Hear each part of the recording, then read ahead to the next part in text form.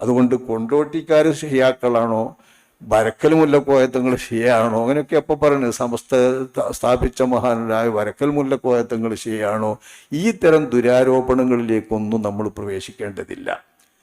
നമ്മളെ പള്ളി മെമ്പറുകളിൽ നിന്ന് അല്ലാഹും അർലാനിൽ എന്നും പറഞ്ഞുകൊണ്ട് സംസാരിക്കുന്നത് 4 ഖലീഫമാർക്ക് 4-മനായി അലിയാരെ പറഞ്ഞുകൊണ്ടുള്ള ദുആയാണ്.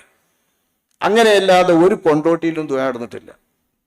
അലിയാരെ 1-മത് പറഞ്ഞിട്ട് ഈ 12 ഇമാമികൾ ദുആ നടത്തിക്കൊണ്ടുള്ള ഒരൊറ്റ ഖുതുബയും നമ്മുടെ നാടിലുള്ള കേരള മുസ്ലിമീങ്ങളുടെ പള്ളികളിൽ എവിടെയും നടന്നിട്ടില്ലല്ലോ.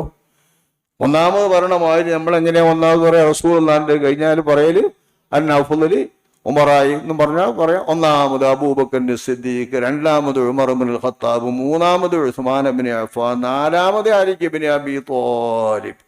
അതോടുകൂടെ അവസാനിപ്പിക്കുകയും ചെയ്തു 4 ഖലീഫമാരോട് കൂടെ. അതിൻ്റെ അപ്പുറം വന്നവരൊന്നും ഇമാമുകളായി, അതായത് ഭരണാധികാരിയായ റസൂലുള്ളാഹിന്റെ റാഷിദുകളായ ഖലീഫമാരായി നമ്മൾ കാണുന്നില്ല. നല്ലവരുണ്ടാകാം, മാതിരീങ്ങളുണ്ടാകാം, നല്ല ഭരണാധികാരികളുണ്ടാകാം, മോശപ്പെട്ടവരുണ്ടാകാം, അക്രമികളുണ്ടാകാം. ഖിലാഫത്ത് റാഷിദയാണ് നബിതങ്ങളുടെ പ്രാതിനിധ്യം നൽകി നമ്മൾ ആദരിക്കുന്നത്.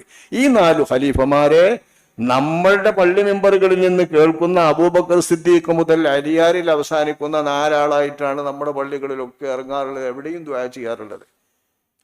ഈ 3 ആളുകളെയും ഒഴിവാക്കി അലിയാരെ ഉയർത്തിക്കാട്ടി 1-മനാക്കി കാണിക്കുന്ന രീതിയിലാണ് ഷിയാക്കളുടെ ഇമാമത്ത് വാദം. ആ ഇമാമത്ത് വാദത്തിലേക്കുള്ള ദുസ്വാധീനം നമ്മുടെ ഒരു പ്രവർത്തനത്തിലോ നമ്മളൊരു സംഗതിയിലോ കാണൂല.